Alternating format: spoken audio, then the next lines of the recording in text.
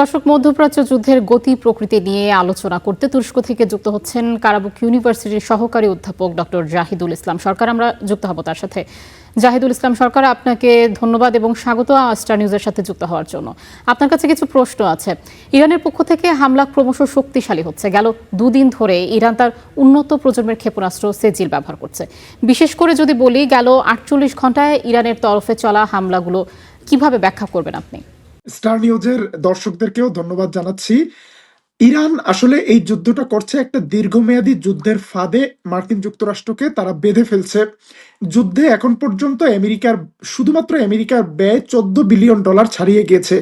যুদ্ধের প্রথম দিকে ইরান তাদের কনভেনশনাল মিসাইলগুলো ব্যবহার করেছে এবং যেগুলো অনেক বেশি পুরাতন ছিল, 20-30 বছর আগের। এখন কিন্তু যুদ্ধের এই লেভেলে এসে যখন আমেরিকার অনেকগুলো এয়ার ডিফেন্সকে ধ্বংস করা হয়েছে, রাডারকে ধ্বংস করা হয়েছে, ইসরায়েলের আয়রন ডোমকে অকেজো করা হয়েছে, তখন কিন্তু আসল চমকগুলো দেখাচ্ছে ইরান। ইরান শব্দের চেয়ে 13 গুণ বেশি গতিসম্পন্ন সেজিল মিসাইল ছুড়েছে ইসরায়েলে এবং একের পর এক ক্লাস্টার মিসাইল ছুটছে, যাতে একটি মিসাইলের ভেতরে কিন্তু লুকিয়ে থাকে 80টি মিসাইল এবং সেগুলো পৃথক পৃথক টার্গেটে আঘাত হানছে। এই লেভেলে এসে আমেরিকা কিংবা ইসরায়েল কেউ ইরানের মিসাইলগুলোকে সঠিকভাবে ঠেকাতে পারছে না। এমনকি মধ্যপ্রাচ্যের বিভিন্ন দেশেও ইরান যেই গতিতে আমেরিকান বেসগুলোতে, আমেরিকান ইকোনমিক ইন্টারেস্টগুলোতে ড্রোন হামলা চালাচ্ছে, সেটা ঠেকাতেও ব্যর্থ হচ্ছে আমেরিকা।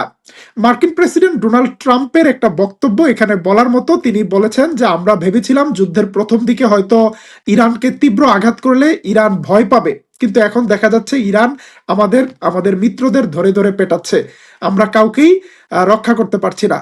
এবং হরমুজ প্রণালী নিয়েও কিন্তু ব্যাপক বেকায়দায় রয়েছে মার্কিন যুক্তরাষ্ট্র। তারা না পারছে হরমুজ প্রণালী খুলে দিতে, না পারছে ইরানকে বাধ্য করতে। সব মিলিয়ে মার্কিন প্রেসিডেন্ট ডোনাল্ড ট্রাম্প প্রচন্ড রকম প্রেসারে রয়েছেন। তিনি এখন স্পষ্ট বলছেন, আমি আসলে যুদ্ধ চাই না। আমেরিকার মধ্যে যারা সবচেয়ে কম যুদ্ধ চায় তার মধ্যে আমি।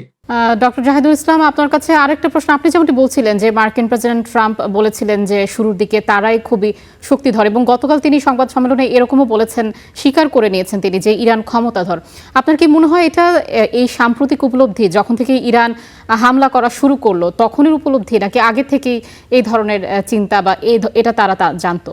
এখানে আসলে বিষয়টা, মার্কিন প্রেসিডেন্ট একটা পুতুল, ওনাকে যেই তথ্য দেয়া হয় সেই তথ্যের উপরে উনি বেস্ট করে ডিসিশন নেয়। মার্কিন যুক্তরাষ্ট্রের প্রেসিডেন্টের অফিসের সব জায়গায় বসে আছে জায়নিস্ট লবি, জায়নিস্ট লোকরা, যারা মূলত ইসরায়েলের সেট করা মানুষ। এবং নেতানিয়াহু এই যুদ্ধের মূল পরিকল্পনাকারী। এই যুদ্ধ আমেরিকার মানুষের ইন্টারেস্টে নয়। বিভিন্ন বিশ্লেষকরা বলছেন এই যুদ্ধের একমাত্র পরিকল্পনাকারী ইসরায়েল, এবং তাদের পরিকল্পনায় ডোনাল্ড ট্রাম্পকে যেই ধরনের তথ্য দেওয়া হয়েছে যে ইরান খুবই দুর্বল দেশ, ইরানকে হয়তো একটা ধাক্কা দিলে ইরান পড়ে যাবে, ইসরায়েলের পাঠানো এই তথ্যগুলো ছিল এক্সাজারেটেড এবং অতিরঞ্জিত, মিথ্যা। এবং তারা যেই ইনফরমেশনের উপর ভিত্তি করে এই যুদ্ধ শুরু করেছিল সেটা যে মিথ্যা, সেটা ইতিমধ্যেই প্রমাণিত হয়েছে। এবং খুবই ইন্টারেস্টিং বিষয়, ডোনাল্ড ট্রাম্প যখন ইরানের সাথে যুদ্ধে একটা কাদায় আটকে গিয়েছে, তখন কিন্তু নেতানিয়াহুকে আর পাশে দেখা যাচ্ছে না।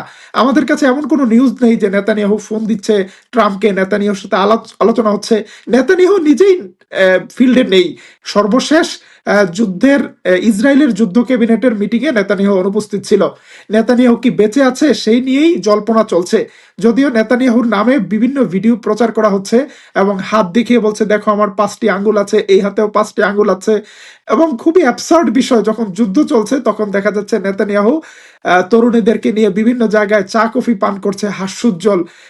এই বিষয়গুলো অনেক প্রশ্নের জন্ম দিচ্ছে যে আসলে নেতানিয়াহু কোথায়, থাকলে তিনি কেন ট্রাম্পের পাশে নেই। ট্রাম্পকে যুদ্ধে নামিয়ে দিয়ে তিনি যেন বেআইকে নৌকা ঠেলে দিয়ে বলছে, বেআই আর কটা দিন থেকে গেলে ভালো হতো না।